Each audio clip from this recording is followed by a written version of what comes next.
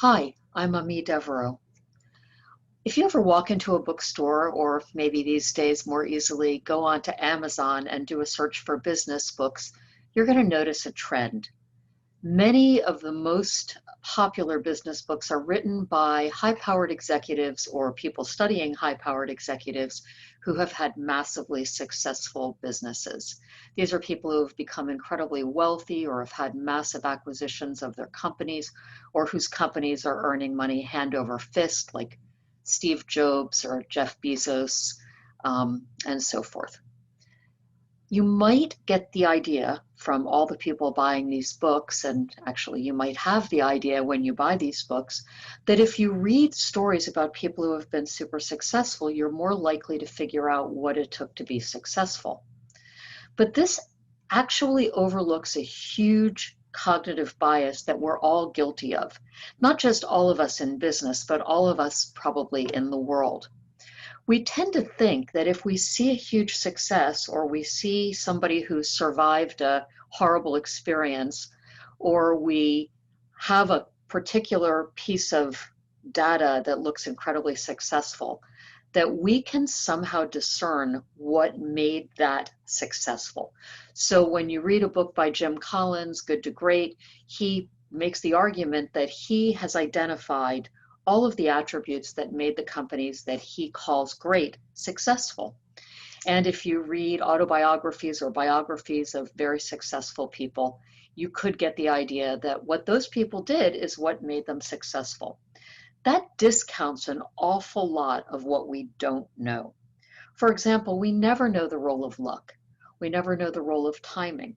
We also never know all of the previous failures or experiences of challenge or personal things that happened or sheer idiosyncrasies that might have been at the source of that success. This is something called survivorship bias, and we do this all the time. We do it when we assume that because our clients appear still to be paying us, that they're happy. We do it when we go to find a mentor and we look for somebody who's been successful in the company of the same type that we run, or we go to find a founder who had a great exit. And if I'm a startup founder, then that looks to me like a harbinger of great wisdom. But the reality is, we might learn more by looking at the also-rans. Why is that? Because those folks who made it super big are, first of all, statistically insignificant. They are the tiny, tiny, tiniest percentage of potentials. For example, if you take somebody like Steve Jobs or one of the startup founders who dropped out of college, Mark Zuckerberg, you could easily draw the conclusion that college is unnecessary, there's no point to it. If you can write code and you have a great idea, by all means, quit college, drop out, and do a startup. And there's a lot of support for that in the startup world, in the VC world. But when you do the number crunching, you find out that Mark Zuckerberg and his ilk are the rarest of all possible stories. And that most people who drop out of college, even those who have a great startup idea, even those who get some funding, even those who might get to a round of VC money, still fail. In fact, if you look at most businesses in the United States, most of them fail within 5 years. But if you go to an area where there are lots of hopping restaurants and everybody seems to be doing a booming business or maybe a booming takeout business in the middle of a pandemic, you could get the idea that running a restaurant is really something that leads to profitable business, when in fact, most businesses fail within 3 years. Most restaurants fail within 3 years. So there are a lot of different reasons why survivorship bias is so dangerous. For one thing, it doesn't account for base rates, and base rates in statistics can very grossly skew the reality of what we're seeing in terms of percentages.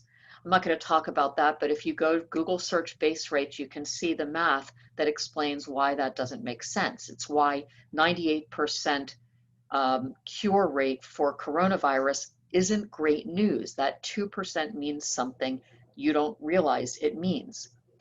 The other thing about survivorship bias is that it doesn't account for what we can't see with respect to causal links.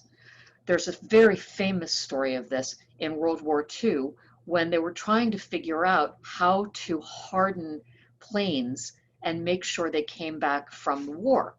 They kept looking at planes that had returned from war successfully. But looking at the survivors of war, whether that's soldiers or planes, doesn't really tell you much about the vulnerabilities of planes, does it? It doesn't tell you how to build a plane that lasts. What it tells you is that the planes that you're looking at didn't get hit. That could have been for any number of reasons, right? Maybe the pilots took better evasive maneuvers. Maybe they weren't deployed to areas where there was a tremendous amount of gunfire or ground-to-air fire. Lots and lots of other possible explanations.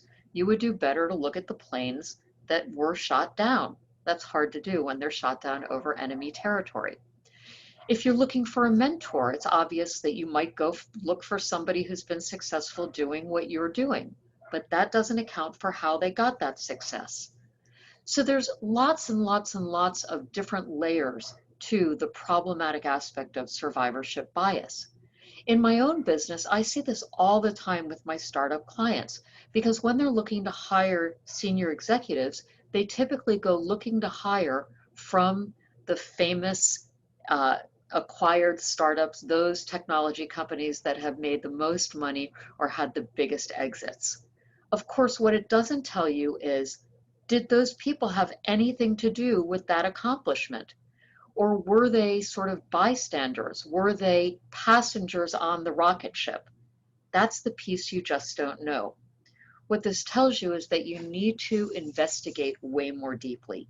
You need to scrutinize and really evaluate the assumptions in the background of the conclusion you're drawing, which is that this survivor or this great athlete or this great startup founder really is responsible for the results they produced.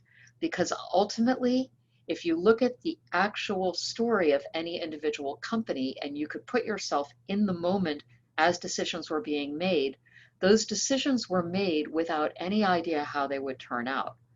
So, of course, when we tell the story from the future, we tell the story looking backwards, we know how it turned out.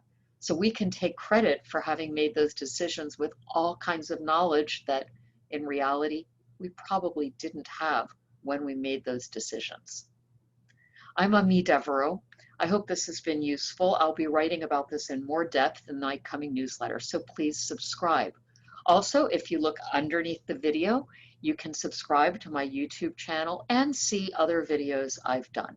Thanks so much.